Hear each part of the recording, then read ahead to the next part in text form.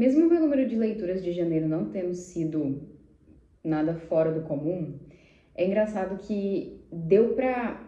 Assim, parece que a primeira metade do mês foram as leituras de uma pessoa e a segunda foram de outra. Oi, eu sou a Ana Laura, ou a Páginas Agridoces em todas as redes sociais, no Instagram, TikTok, e muita gente estava me perguntando meu Scooby e não estava conseguindo entrar pelo link que tem nas minhas outras redes sociais, então eu troquei meu nome de usuário e agora também sou Páginas Agridoces no Scooby, então pode me procurar por lá.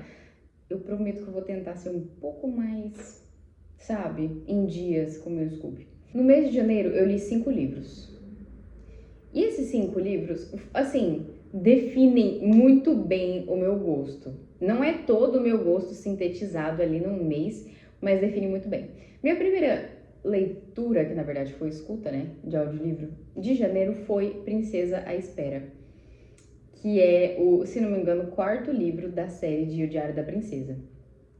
Que eu sou obcecada por esse filme, desde que eu era bem mais novinha. Eu lembro de ver o DVD dele na locadora. Eu acho que, assim, por ser essa coisa que remete à infância, que tem essa lembrança, essa coisa de nostalgia, eu acho que já pega um pouco, né? Que eu lembro que eu era apaixonada pela... Tem aquelas fotos da Anne Hathaway, que ela tá com óculos e ela com fone de ouvido, se eu não me engano. Eu sou apaixonada por aquelas fotos e pelo filme, e eu amo. E eu ganhei o livro quando eu era bem nova também, minha tia me deu. Então, assim, eu tenho uma história com o Diário da Princesa, que eu confesso que antes de eu voltar para esse universo, começar a ouvir os audiolivros, eu não tinha me dado conta. Eu não tinha, sabe, percebido o quão forte é para mim e o quanto eu gosto dessa história. Então, foi muito bom poder relembrar. Só que chegou num ponto, como é um diário escrito por uma adolescente de 14 anos, chega um ponto que começa a ficar aquela coisa repetitiva, e por mais que eu entenda que é da fase, eu não sou mais obrigada. Chegou num ponto, eu já entendi que o Michael é o mais lindo de todos, eu já entendi que a Lily é muito característica filha de psicanalistas e que ela tem o programa Lily Manda Real e, entendeu? Já ficou aquela coisa um tantinho batida, mas é porque eu ouvi os 4 livros, assim, praticamente seguidos um do outro, né? Então, é como passar muito tempo na casa de parente. Depois, quando passa um tempinho, você pode voltar a sentir falta. Mas por enquanto eu ainda não tô nessa fase, não. Eu não sei, assim, muita gente eu percebi que não sabia que tinha os livros, né? Que eu falei sobre no TikTok, muita gente, como assim livro do Diário da Princesa? Tem livro? Muita gente não sabia. Mas acredito que a história seja conhecida por muita gente, mas mesmo assim eu vou falar. A gente tem a Mia Thermopolis, que é uma menina que simplesmente descobriu que o pai dela era um príncipe. E a avó dela, assim, a família dela, por parte de pai, é da realeza. E o pai dela não consegue mais ter filhos, porque ele foi acometido de um câncer de testículo. Isso comprometeu, obviamente, a fertilidade dele. Quando ele descobre que ele não pode ter herdeiros, ou seja, né, não tem como chegar um carinha aí pra pegar o trono, ele vai ter que passar pra Mia, né? A coroa. Então, ela não apenas descobriu que a família era da realeza, como vai ter que se tornar princesa do dia pra noite. Eu sou obcecada por esse tipo de história, tá? Barbie Escola de Princesas, pelo amor de Deus, qualquer história que seja nessa vibe, sabe? Me chama que eu tô lendo. Não lembro como eu avaliei. Acho que foi 3 estrelas e meia, uma coisa assim. Vamos para o segundo livro. O segundo livro do ano foi Uma Noite de Inverno com Você, da Ali Hazelwood. Certo, que também foi audiobook. Ele é um livro bem curtinho, eu não sei se ele chega a ter 100 páginas.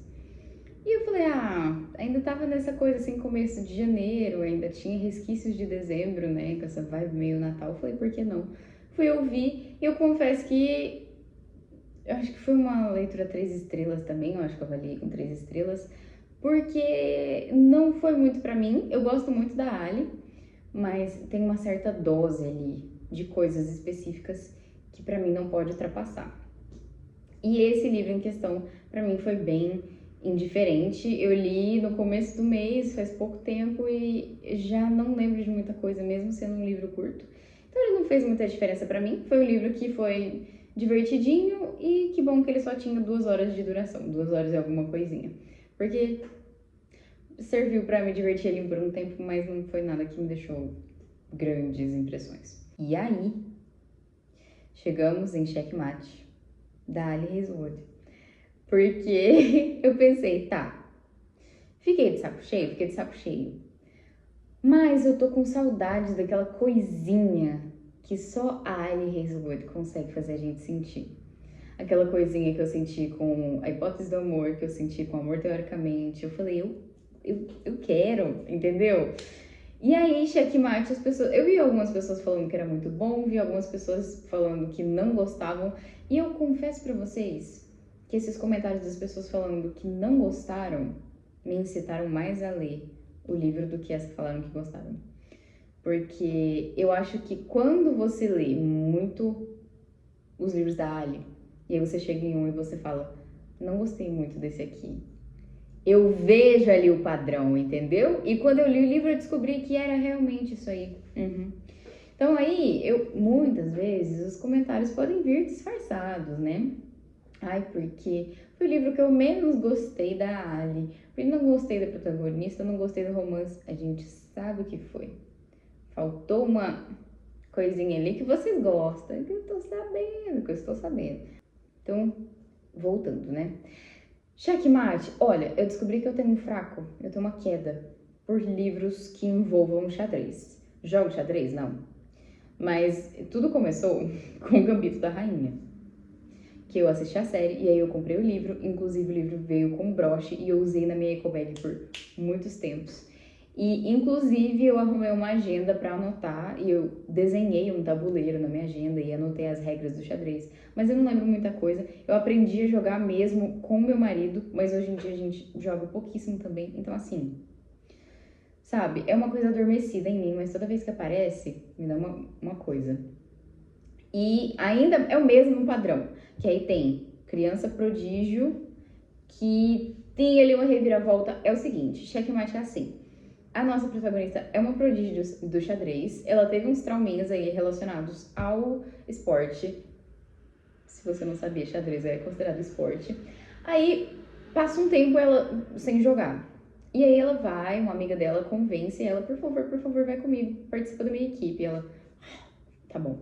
E aí ela vai participar dessa equipe e ela simplesmente ganha do carinha que no momento é o top mundial. Simplesmente. E ele é, tipo assim, sensação, porque ele é jovem, ele tem, se eu não me engano, 18 anos, ou 20. Ela tem 18, eu acho, ele tem 20. Ele é jovem e ele é super gatinho, então todo mundo fica, meu Deus, ele tem tudo! Ele é lindo, ele é alto e ele tem o cérebro, então ele faz muito sucesso no meio do xadrez. E a princípio, obviamente, que a nossa protagonista vai ficar, eu sou imune aos charmes dele. A gente já sabe que não acontece isso aí, né? Que ela não é imune a nada. Só que aí entram as questões, né? Primeiro, que eu acredito que tenha sido o caso. Eu sempre penso com os meus botões, eu fiz um vídeo no TikTok também sobre, que eu acho que acontece muito das pessoas criticarem as protagonistas da Ali Hazelwood, porque ela retrata as mulheres em sua forma mais crua de chatice, de inseguranças, de sofrimento, de momentos ruins e quando, tipo assim, mostrando aquele lado que a gente não gosta muito de mostrar. Muitas vezes elas são só chatas mesmo, mas tem muita gente que entra aí, né, no que Freud dizia, que tem muito de você naquilo que você detesta. Que pena. Então, eu acho que já tem essa coisinha aí, porque a nossa protagonista, eu tô falando nossa protagonista o tempo todo porque eu esqueci o nome dela, perceba. Enfim, ela tem essa coisa de filha mais velha, problemática, que sente que precisa salvar a família dela de todos os males e prover para a família dela porque o pai dela não está mais lá. E tem todas essas questões. E assim, ela é adolescente, sabe? Eu acho que ela tem 17 ou 18, é nessa faixa aí.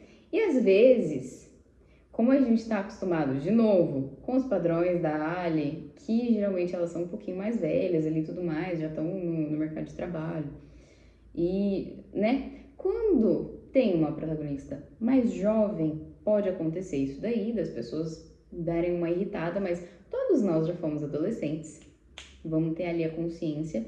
E não tem hot, esse livro não tem hot. Então eu acredito que seja uma coisa também que faz o livro cair no conceito de muita gente, porque Ali Hazelwood, a gente sabe que é sinônimo, a gente vai esperando já, e ele não tem. Confesso que, assim, ela deixa a gente um pouco com fome, não sei como dizer isso, porque ela cria muita tensão, ela vai construindo aquela tensão, e é literalmente assim, acordei no outro dia e falei, que isso? Que Ali Hazelwood é esse engraçado? Mas eu amei, eu achei que foi bem condizente, eu achei que foi bem coerente com a história. Primeiro, porque eles eram mais novos, e segundo, porque tem toda a questão do Nolan. Eu lembro o nome dele, mas eu não lembro o nome dela. É com E, eu acho. Gente, eu tô me sentindo péssima. Enfim, tadinha. Tem aí uns. E eu acredito que ele esteja num. Deve ser. Isso deve ser. Eu estou começando muitas frases e não estou terminando nenhuma. Deve ser canon isso aí. Mas eu não me lembro de ter visto em nenhum lugar que ele tá no espectro aí de uma assexualidade, uma demissexualidade, uma coisa assim, porque ele não tinha atração por ninguém antes dela. E ele se sente atraído por ela porque essa atração começa aqui, ó, on the brains, sabe? Ele vê ela e fala, gente, meu oponente à altura, oi, fica todo balançado, sabe? E aí começa essa coisa que ele sente por ela. Não é tipo assim, bater o olho e fala, au, entendeu? Então, e ela é bi. E usufrui bastante da sexualidade dela, digamos, de passagem. Enfim, principalmente por essas questões psicológicas de filha mais velha e tudo mais, foi um livro que particularmente mexeu bastante comigo. Puxou fiozinhos ali, puxou coisinhas que eu não gostaria que tivesse tocado, mas, né, tá na chuva pra molhar. E nem só de coisinhas bonitinhas e romances vivem os leitores, infelizmente. Dito isto, encerrado primeira temporada de janeiro, primeira temporada de leituras, que foi a Ana que leu. Agora vamos para as leituras da Laura. Temos Eu Que Nunca Conheci os Homens.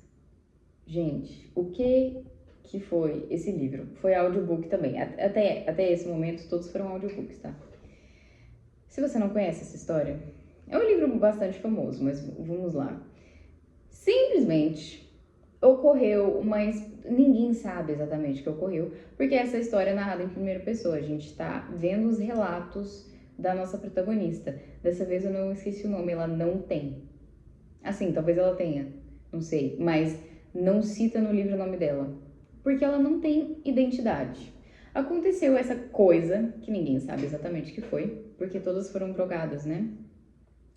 As pessoas que estão nesse recinto, e elas não se lembram dessa transição, do que, assim, de passar para o que era vida normal, para o que era a realidade delas, para ficarem em uma jaula, 40 mulheres isoladas, presas numa jaula, sem parede, sem nenhum tipo de privacidade, convivendo umas com as outras e com os guardas. Então, sim, isso configura uma privada no meio de todo mundo e você fazendo as suas necessidades no meio de todo mundo. Ela cresceu, a nossa protagonista cresceu nesta realidade, porque ela foi para lá criança. Todas as outras mulheres já eram mulheres quando foram parar nessa situação. E ela, é só isso que ela conhece, só essa realidade. Tá aí o nome, né? Eu que nunca conheci os homens. Os únicos homens que ela viu são os guardas, porque... E aí eles trocam, né, de 3 em 3, mas nunca deixam elas sozinhas. E, gente, é um livro tão perturbador, mas ao mesmo tempo não é aquela coisa agoniante que você sente que você não vai conseguir terminar de ler.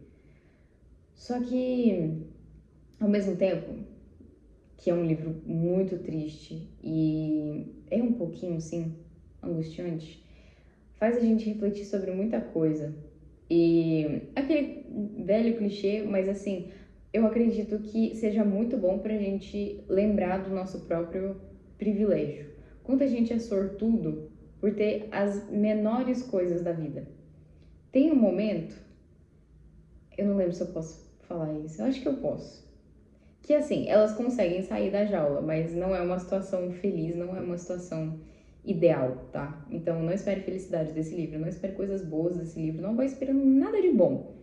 Vai esperando dilaceração, não sei se é essa a palavra mesmo. Enfim. E aí a protagonista sente a chuva na pele pela primeira vez, que ela não sabia como era a chuva, ela não sabia a aparência de um dia chuvoso, ela não sabia o que era sentir as gotas na pele dela, o cheiro da chuva, ela não sabia, porque tudo que ela conhecia era uma jaula, grades e paredes e guardas, era isso que ela tinha visto a vida inteira. Então, cada pequena coisinha que nessa trajetória ela vai conseguindo alcançar, que ela vai conseguindo conhecer, desperta uma coisa na gente que tá lendo. E as outras mulheres também têm esse efeito, porque de outra perspectiva, eram coisas que elas conheciam, só que deixaram de conhecer e já tava falhando a memória porque deixou de ser a realidade delas. Ai, gente, é um livro bem pesado. Não é fácil, não é um livro que agrada qualquer pessoa, não é um livro para sair indicando, falar, por favor, todos leiam, porque não é fácil.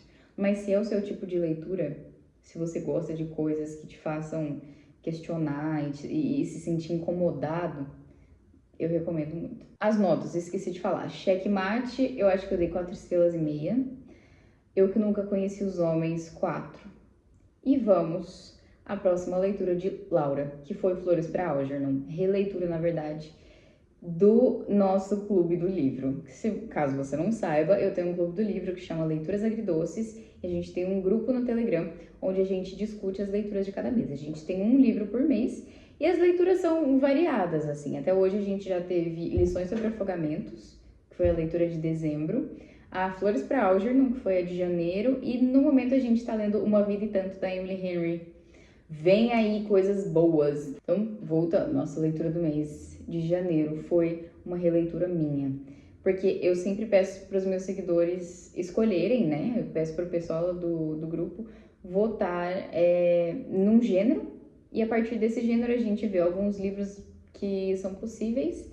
E aí a gente escolhe qual vai ser a leitura do mês. A de fevereiro foi eu que escolhi, porque é meu aniversário, então eu me dei essa possibilidade. Mas, voltando.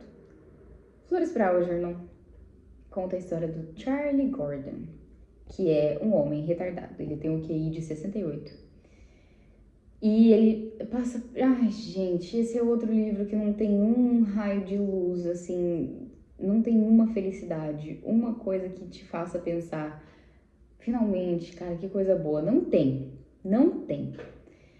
Ele passa por uma cirurgia para aumento de QI, para estimular essa área, e aí ele passa a ser uma esponja de conhecimento. E ele fica super inteligente.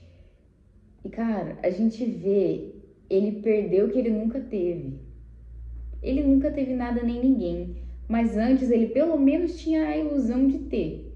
Tinham pessoas que riam com ele no trabalho, mas elas não riam com ele, elas riam dele. Elas expunham o Charlie a situações absurdas de risco físico mesmo. E ele pensava, essa é uma brincadeira com os meus amigos do trabalho, eles estão brincando comigo porque eles gostam de mim. Mas eles vão gostar mais de mim ainda quando eu for inteligente. Eu não sei dessa vez, agora na releitura, eu não lembro quantas estrelas eu dei, mas na primeira vez foi 5. Acho que nessa agora eu dei menos estrelas, mas avaliando a minha experiência, com quão mal eu me senti. Acho que foi essa a questão. O mesmo vale para eu que nunca conheci os homens. Esse foi o meu mês um tanto contraditório de leituras. No geral, eu gosto bastante de diversificar, assim. Não é uma coisa super eclética, mas eu sempre gosto de variar as minhas leituras e ler um pouquinho de cada coisa. Pra não... Eu sinto que fica faltando se eu focar só numa coisa ali. E pro mês de fevereiro, as minhas expectativas são... Eu tô lendo, ouvindo Jogos Vorazes no momento, inclusive ontem eu fiquei completamente destruída. Meu marido chegou do serviço, eu tava de costas pra ele, assim, eu virei com a cara desse tamanho, pingando lágrima, assim. Ele, o que foi? Eu falei, esse livro idiota.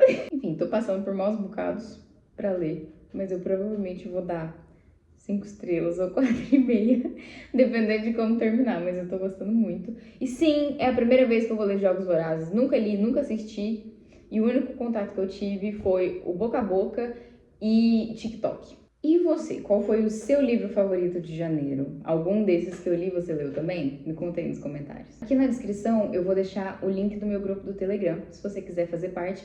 Ainda dá tempo, obviamente, que a gente acabou de começar o mês, de você participar da nossa leitura conjunta de fevereiro, que é a Uma Vida e Tanto, da Emily Henry. Mais uma vez, muito obrigada por ter ficado até aqui.